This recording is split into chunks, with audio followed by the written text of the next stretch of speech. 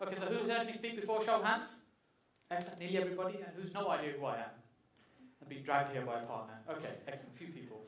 So let me just briefly tell you about myself. I started in property just over 5 years ago. Actually, it's nearly 6 years now, thinking about it. And during that time, I built a multi-million-pound portfolio, predominantly using the joint venture strategy, as Stephen mentioned. It's really using other people's money. And you know, it was really the last 3 years that most of those results have come. The first couple of years, I just kind of like struggled, but we didn't really get the right results, and just banging my head against a brick wall. And you kind of like find a momentum and a flow when something starts working really well. So what I've done now is built a system, if you like, using joint ventures and using different creative strategies. But my journey started about 20 years ago. I left university having just completed a degree in business and IT, at the height of another recession. And obviously, at the time, I thought I knew everything about business and everything about IT. The reality was I didn't really have a clue at the time. You know, I'd had 12 months of work experience using having a sandwich placement. Is anyone familiar with those from university where they send you out in the real world?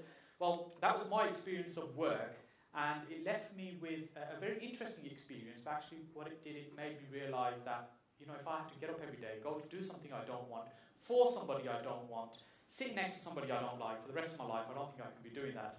So I made the decision nice and early that I was going to work for myself. And the thing about sitting next to people you don't like and working with people you don't like didn't change for quite a while, actually. So don't let that mislead you in any way. But, you know, it was a struggle initially, but to be fair, with time and persistence, I managed to build it into quite a successful business.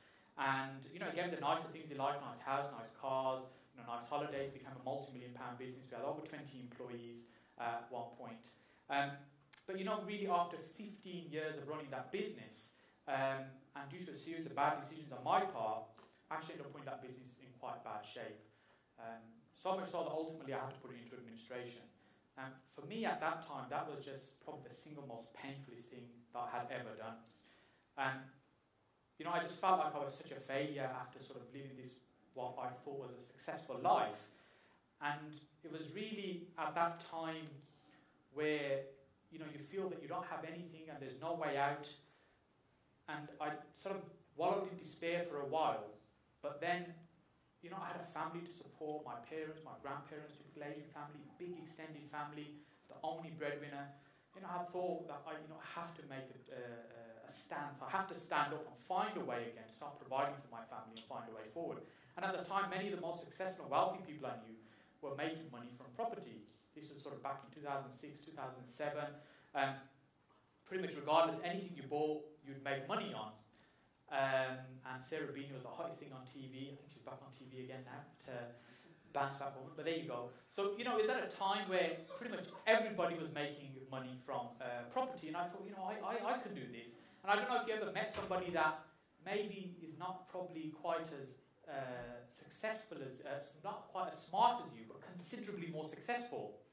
Now, I've met a number of people like that, and I'm thinking, you know, if they can do that, I'm sure I can find a way of doing it as well. And that kind of got me the inspiration to start looking around property. I started attending lots of events like this. This was a few years ago now, and learning about property. And, you know, at the time I didn't have any money. I was left in a position where it wasn't mortgageable.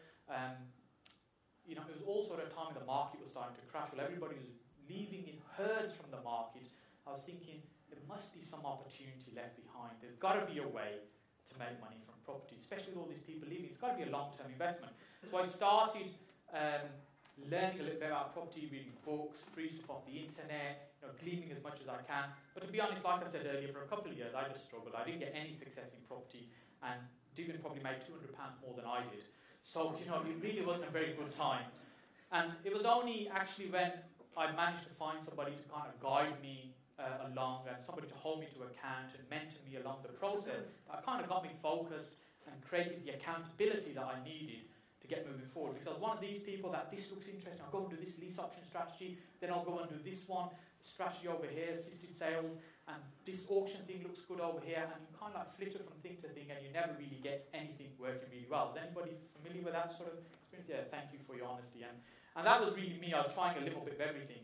If someone says buy a house for £1, I thought that's great. And if someone says no money down, I thought that's even better. That's less than £1. So, you know, you're trying everything. But it's only actually with some focus that really what I found is I became quite good at finding deals, very good at speaking to people. And you find a lot of the stuff we talk about this weekend, joint ventures, is about people and what you say to them and building those relationships. And it's very, very similar with sellers. So it was really using the same kind of principles, and I became very good at finding deals, but I struggled to complete on those deals. I didn't have any money to complete on them. So I kind of stumbled into joint ventures at that point. It was a case of, well, speaking to people, well, if they're funded, I'll provide the deal, and, you know, I'll oversee it. I've got the energy and the drive to make it work, and, you know, let's go forward on that basis. And that's really how joint ventures started. And then really, you know, if I can attribute my success down to simple things, it was just once you found something that worked, just stick to it and repeat and repeat and repeat and repeat, and that gives you the best results. And we'll talk about some of the things that we found that gives you the success in property.